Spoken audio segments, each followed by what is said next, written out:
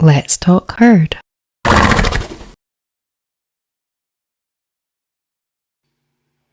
Hi, Michele. Thank you so much for coming. Hello, thank you. Thank you so much for having me. Yeah, so I'm really interested to hear about the animal communication and how you got into that. Thank you. Yeah. So when I was a child, the first thing that kind of indicated that there was something going on along these lines was that I would do what I want to call automatic writing. I would have this feeling in my hand, and I'd be like, okay, I have to get a pen and paper. Okay. And I would sit and I would write. And it would be things that were kind of profound for a little kid. And I always felt like it was my deceased grandmother coming through. Wow. And then at a point, it kind of scared me because I would hear like a voice in my head, and I started to feel like, okay, this is scary. Like, this isn't right. So I kind of just let it go. What was acceptable is I would write poetry, Yeah.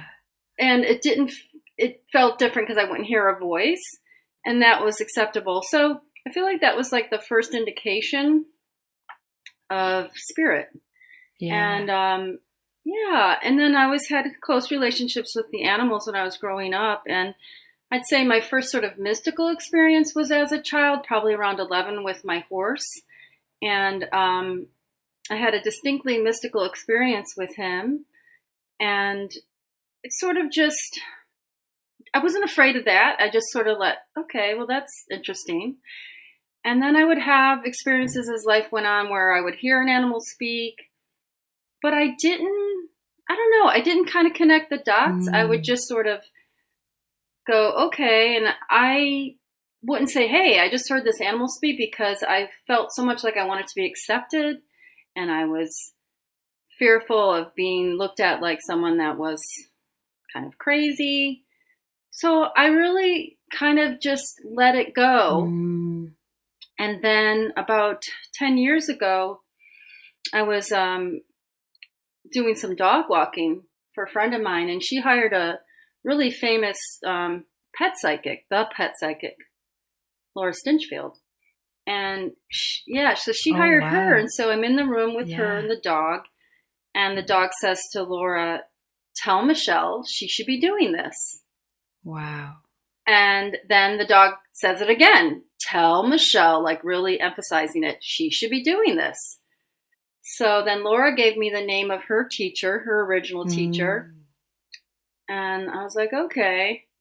And so I took her original teacher. I took a couple of workshops with her, and I was like, oh, okay. And it felt a little bit more acceptable. I'd gotten a little bit older, and I knew Laura, and I loved what Laura did. Yeah. And so I took various workshops, and then I still wasn't really taking it seriously. It was just more like a hobby. And then like 5 years ago, I had met this little dog named Floyd, and he had just been adopted. And he had been adopted by a young man, 21-year-old, who was the son of my friend's friend. I happened to go by her house. He had just adopted this dog, and he was there visiting. Right. And this dog clearly said to me, I'm afraid of my owner. I want you to take me with you.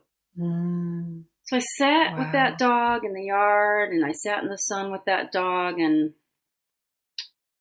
he clearly said those things to me. And so I told my friend, what's going on with your friend's son? Because the dog's afraid he wants to come with me. And she said, oh, no, it's fine. A few days later, I called her. I was like, can I go to that house where that dog is with that young man? I'm really concerned. And she's like, no, it's fine. I'm not sure where he lives. Okay. And sadly, it was true. A tragic thing happened 2 weeks later. And oh my God. Yeah. Floyd is deceased. So I was like, okay, Floyd, okay, universe, this is important. This is what I'm supposed to be doing. Take it more seriously. And so I actually, for Floyd, I said, okay, this can't be in vain. Okay, Floyd, I'm going to dedicate myself to learning animal communication and honing my skills Mm, and accepting myself and not being worried about what other people think and really realizing that it's important. yeah. And I actually did create an area in a local park for Floyd with a statue of him and a plaque that told his story because Right. I felt like, how does that happen?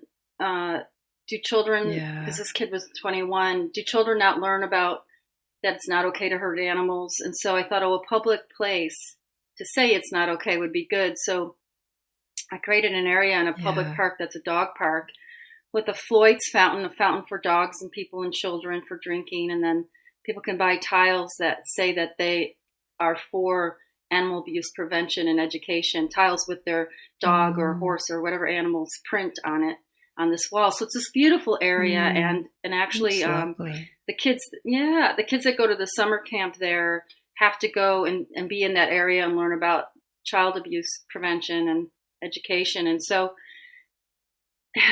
so I did that for Floyd, and then I really said, okay. And so then I really took more classes, and then I started to do, free communications for feedback and trade for feedback. So I did hundreds of them before I started to charge.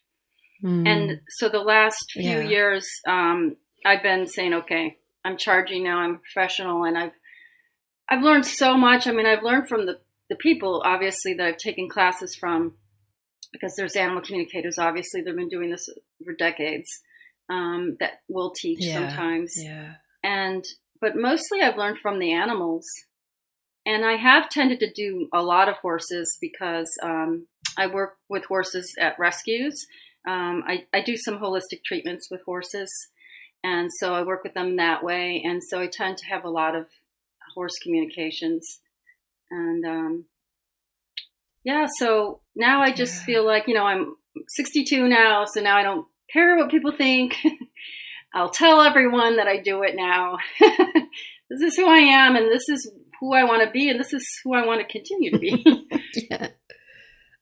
When you were young, because that interests me that, children, so many of them have these gifts and these unusual, like we think of it as unusual, but maybe only because our society doesn't encourage it or accept it. And so when you were younger, would you say it was more about how you felt about you, or was it your parents or the other children? What made you feel uncomfortable about it? Honestly, I do think it was just the dynamics of my family situation. There was a lot of bullying. There were 6 kids in the family. There Ah, was a lot okay. of kind of being told, like, you're not right. You're Yeah. too sensitive, which a lot of empathic people get as children, being Mm, told, you're way too sensitive. You're yeah. because I was always Yeah. sort of a lot of times I would sort of disappear into another world. And, so then, Mm, oh, well, you're spacey, you're too sensitive. And so, I wanted to be yeah. loved, I wanted to fit in.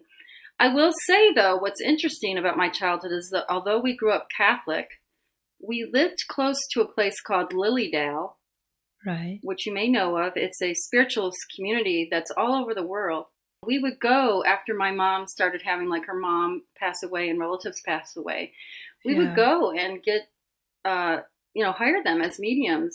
And we were Wow. always really excited. So it wasn't like I had never heard of mediumship. Yeah. So in that way, it was acceptable, but that was out in the world, not in my own family. Yeah. You want to be accepted by your Yeah. own family, and so I think a Yeah. lot of it was around the bullying, why I pushed it away. Yeah. And honestly, I think that the Catholic religion made me fearful too. Mm, It yeah. created a lot of fear because I had Yeah, such a it good does that. imagination. Mm. Did you get back that? Do you still do the what you were saying where you were writing when you were a child? What did you call it? Automated. Well, I when I yeah, you could call it. I guess you could call it that. But honestly, when I do the animal communications, the favorite way I like to do Mm. it is virtually from a picture. Mm, yeah. Because then I write. Yeah.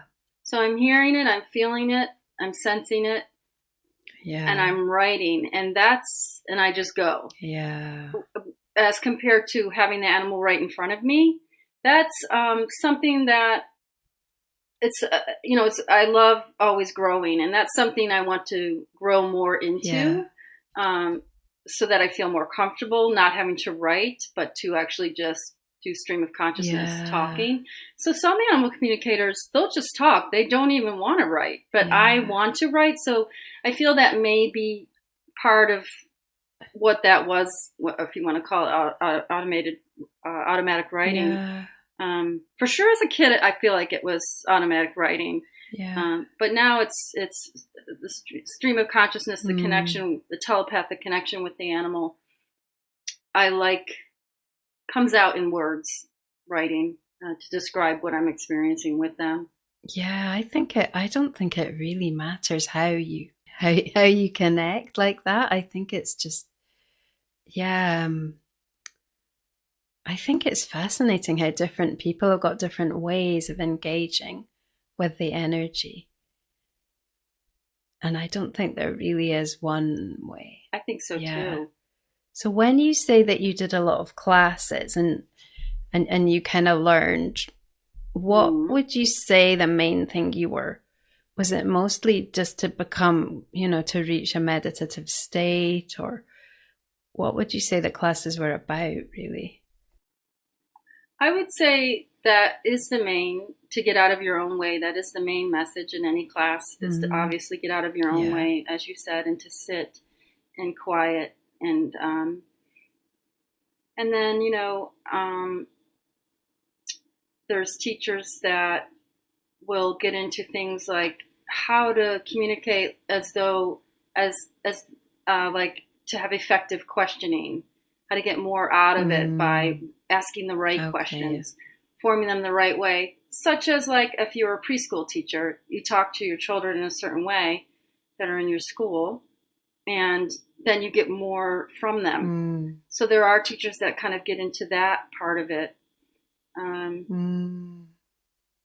That's interesting. Yeah. That idea of asking a question. Like so it's because I would say that I communicate in energy, and it's more of, it's not the same thing, but it's more of a receiving. So do you find that two-way dialogue, it is a two-way dialogue as well, I suppose, what I do, but how do you find that works when you're asking a question? Well, first I just want to say that, no, I think you're absolutely communicating. As you said earlier, that, there's different ways to do it. And so for the two-way, first of all, I always ask permission. I would say that's a common thing in all the classes too, to ask permission, because sometimes an animal may not want to communicate. And so what I've concluded is that it's all about respect. It's about respecting that animal and treating that animal like any sort of conversation you'd have with a person or relationship. You don't just jump in and demand answers. First, I ask for permission, and then I say, hey, so I want to get to know you. Your guardian, your person has questions, but before we talk about those questions, I want to get to know who you are. And so, I let them tell me who they are. And then if they want to include anything extra, which sometimes they'll answer questions that their person has while they're telling me who they are. And it's about, for me, it's about not, the back and forth is about not trying to control everything. I have the client that's the person that wants answers. So obviously I'm going to try to get to everything that the person is concerned about with the animal, but at the animal's pace. And I let them know you're allowed to say what you want, as much or as little as you want. And you're allowed to tell me in whatever way you want to. So I may hear words, I may have a feeling, I may get an image. I haven't gotten too much with smell. Some people get a lot of smell. Sometimes I just know something. I like it all, but it's really fun when, I mean, I like it all, don't get me wrong, but sometimes an animal can't wait to talk. Yeah. And so I always start, of course, with like some Reiki at the beginning. And Yeah. sometimes they'll just jump right in and start like, blah, blah, blah, blah, while I'm just sitting, sending Reiki. They'll just start. So every animal is different. And some animals are into words. And some, I don't know, I guess it's more, excuse me, I guess it's more like a combination. I'd say the common Yeah. thing is a combination of words, feelings, Mm. images, Yeah. sudden, a lot of times that's why the writing for me is great, because I hear something and I can just write it. And for me too, it's like to get into just writing and not trying to analyze is really important, because they'll say things. Ah, yeah, that's a big thing. They'll say things that are sometimes such a non sequitur Mm. off the subject. Yeah. And if I'm trying to edit as I'm getting the communication, that's not good. Because sometimes those things that I have no idea what they're talking about are so important. I mean, most of the time, actually. And that's why it's also important for me to talk to the person. So even though I'm doing it virtually, I always have we always go back and forth with the person, because a lot of times I don't understand what was just Yeah. communicated. Yeah. And the person might be, well, what does that mean? And then I'll be able to go back in and find out, okay, communicate again, or explain what I've written, because maybe I didn't write it in a way that was, Mm. that they could understand it. Um, because sometimes the animal is communicating one way that the person is not on the same level, and they're like, what is the animal talking about? And so, I could go back in and help to clarify things for both myself and the person. Yeah. Do you think that's because the interpretive part is like a different part of our brain? It's like the intellectual part more than the receiving the energy. So it's quite a shift in a way. I think like from my experience, I find that I can do that a lot better now than I used to. But I do prefer, like, in a session, I think it's more powerful to stay in that receiving, and then maybe go into interpretation after. Absolutely. But I really wanted to ask you, how do you actually ask? Because the asking is quite fascinating to me. It feels a little bit, I mean, it is the same language, but how would you say you ask a question to a horse or a dog? Well, I would say, I would say, this is the advice I give to people with their own animals, with their own pets. The best thing is for people to see what they want to know in images. Yeah. Or if they're trying to get their animal to change their behavior, or they want to tell their animal a message, Yeah. see it in images. People may already know this, but they see in images. Mm. Um, Somehow, when I'm doing a professional communication, I don't have to see in images. I guess it's because they're not mine, Yeah. and we're just communicating telepathically, energetically. Mm. So let me get to the crux of your question. So your crux of your question is, how do you ask the question? Okay, right? Yeah. Yeah. So, for example, instead of saying, if it's a behavior thing, why do you keep kicking out? So instead of saying, why do you keep kicking out? Um, or actually, let me put it this way. You don't want to ask a question that's just going to give you an answer that's a yes or no. Like, do you kick because you hate your farrier?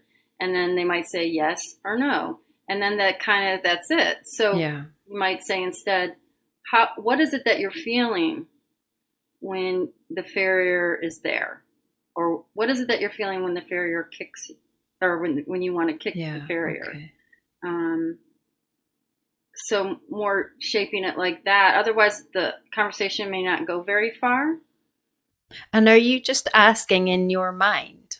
So the way I'm doing it is yes, it's in my mind, but it's also typing at the same time. I'll literally Okay. have the picture of the animal. Wow. This is how I do it. Everybody's going to be a little different, Yeah. right? The way I have found works for me is I have the picture with the eyes showing, with no other person or animal in the picture. Right. And then I have my text edit ready. Yeah. And I'll literally write, I say a prayer. I do a St. Francis prayer because that's what I'm comfortable with. And I do some Reiki with the picture showing. And so I'll do Reiki, I'll do my prayer. And then and I always ask for the highest good for the animal and for their guardian. Right? Yeah. And so then I literally will type in, hi Prince, I'll be typing. My name is Michele, I'll be thinking and typing. Yeah. Your mom asked me to do communication with you. Is it okay if we communicate? And I'll be typing it. Wow, that's amazing. And then he'll answer me. And I just try to remember to put quotes around what they say while I'm there so I don't get confused later. And then I'll say... So when they answer, you type that as well? Yeah, so if they say... Cool. So if I say, is it okay? And then they'll say yes. Then I type yes. And then... I love that. And then if they talk before I do, I just write whatever they say. Like I said before, sometimes when I'm just sitting in Reiki, they'll start. And I'll try to be like, hold that thought, or I'll remember it. And I'll say, by the way, when I was sitting in Reiki, your horse, I heard your horse say, I'm not stupid, or, I'm smart, or I'm not stubborn, I'm smart, Wow, or, I love that. they'll want you to know right away, or something. So I literally will type, and then sometimes I'll say, so then I'm typing, and then if I get a feeling, I'll say, it feels like I'm feeling like this feeling. And then if I see an image, I'll say, he or she is showing me an image of, and the feeling I have is this. And then, as I said before, once we kind of get to know each other, and sometimes they'll kind of ask about me. Once in a while, they'll be like, or they'll be a little defensive at first, like, what do you want from me? Or what am I in trouble? What does my person want from me? And I'll always say, oh my God, you don't have to say anything. You don't have to answer the questions. You don't have to say anything at all. Yeah. Nobody wants anything from you. We accept you unconditionally. Your mom is just, or your dad is just concerned and has questions. And, we want the best for you. And so I can feel the animal softening. It usually works. It's like almost like, with a child, and they soften, and then they want to talk, and it's fascinating. And sometimes they want to talk more towards the end, because they're kind of into it. Yeah. And warmed up. Would you say the horses that are more defensive, there's like a reason for that in the way that they're looked after, and there's more expectation and pressure on them? For sure. And it can be a past issue. Maybe the person is contacting me because they just received the horse, and so the horse is kind of coming into its own of being in a new home, and maybe it's shut down, maybe it has some trauma, and sometimes because they see our thoughts, I say see, but they hear, but I'm going to say see. Like, for example, I just had a recent one where, the horse said, I'm not stubborn, I'm smart. And then the person told me in the feedback, oh yeah, we always give him this nickname, Stubborn Sammy, or I forget what they said, but they give him a name, and that's like being bullied, that says that that horse is stubborn and he wanted to defend himself. I'm Yeah. not stubborn. I'm smart. Like maybe Yeah. he's taking his time before he makes a decision. He's not really being stubborn. So we have to Yeah. watch. It's good lessons for all of us. Watch what we're thinking. Watch what we're saying. Watch the words that we're using, because they take it Yeah. all They're so in. much more intelligent. I mean, I think your audience knows a lot of these things already. Yeah. But it's good reminders because they teach us, Yeah. I've learned. I mean, it is funny because I would say that I was the first person, in my experiences with energy and with working with the herd and the dialogue and everything. I would say I was the first person to get, to understand or to realize how intelligent they are and how emotionally just articulate they are.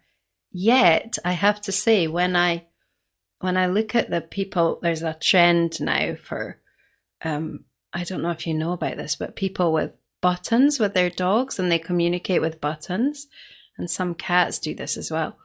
And Oh yeah, yeah, yeah, yeah, and yeah, yeah. and that it's almost like that's another layer of validation. Like you really, really see, just maybe more in our context of human thought, just quite how they do understand. So I don't know why that extra layer is really makes a difference, but it does seem to, for me anyway. It's like, it's because I suppose it is a bit all of the information that you get through energy and through spirit, and it's all so real, but it's a different world from our everyday world. So being in the two is quite difficult, and that the buttons thing, it almost like it integrates it into both worlds.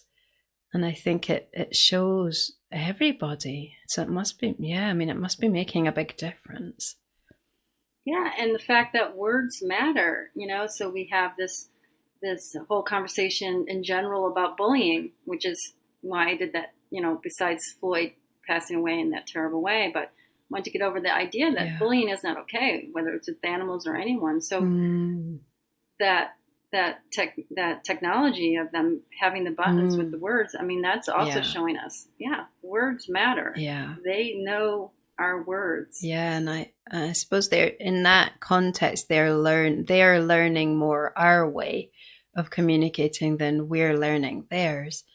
But it's still really, they're so generous and they're so willing, and they make up their own words. They make up their own uses of the words. And yeah, it really is Yeah, and then there's some fascinating. some dogs I've seen that learn sign language.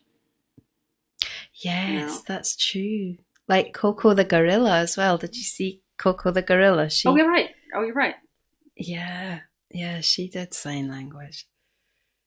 Yeah, And then the wild animals. I mean, I would say, as we know, words don't matter as much as the energy.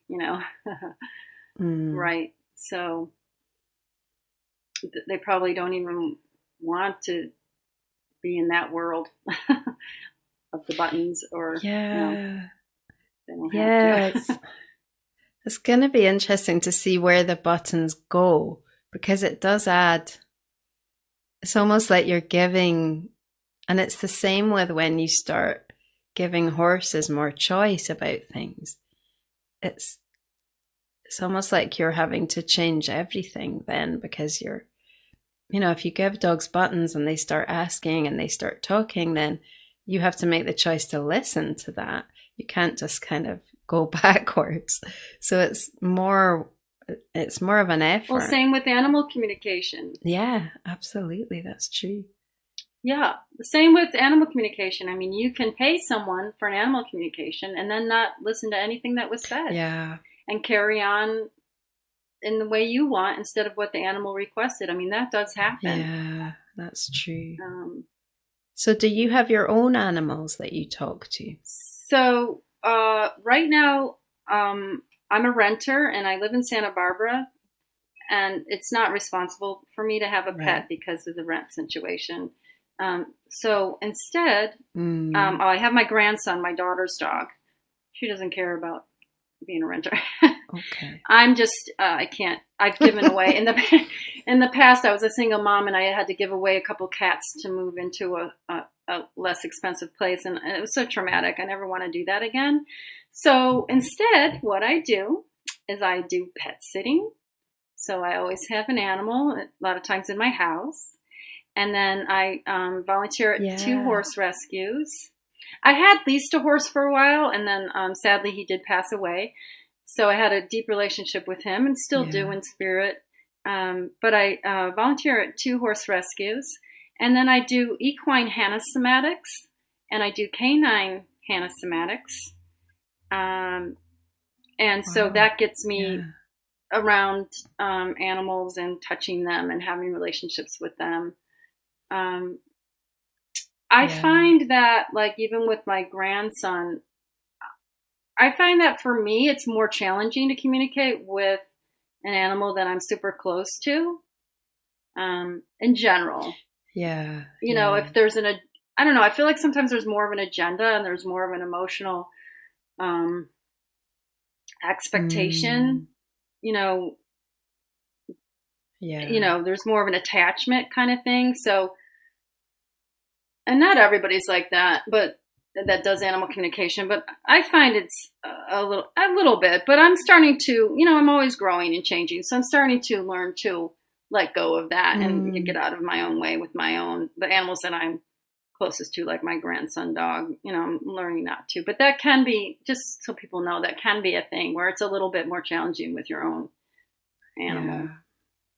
Yeah. I think that is true of all energy work, that integrating it into your whole Right, life. whether it's your daughter or Yeah, it's quite challenging because I really want to do that more and more with my horses. And I think the best way is just not to try, not to even think that you're doing that, just to kind of be with them. And it's almost like, because you're closer, the communication itself is closer as well. And you don't have to tune in so much. You're already there. So if you just let go, of even thinking about it, it's just there, I think, already yeah. in your mind. And as you brought up before, to center yourself, your own, to instead of, because we can be so fearful, we don't want to lose our animals. So if it's a situation around health, we might be uptight and not even realize it. So yeah, so the more that we can be Mm, in meditative state before we try to get answers or try to mm, communicate, obviously, then the better. yeah. With our own animals, with all animals, but especially with our own animals. Yeah, there is definitely a kind of anxiety, I suppose, about, animals we feel really close to. So that can sometimes get in the way with Absolutely. just the kind of authenticity, I think. So I think that for me has been one of my main focuses, just kind of letting that kind of feeling go and trusting the process, and trusting that they also choose their own life, and that they choose when they die and when they leave their body, and that it's all, there's no random mistakes, or it's not really our responsibility either, because they're responsible for their own lives. And so Absolutely. it's quite powerful, that And journey, I that's think. for all our relationships, right? Yeah, Even with another yeah, human being, our relatives or our friends, we all have our own yeah, journeys, and we don't want that's people to true. leave, No, or it's animals. So true. it's a big life is a big letting go, isn't it? So Mm. it's a Yeah, practice, and it really we're all is. here practicing.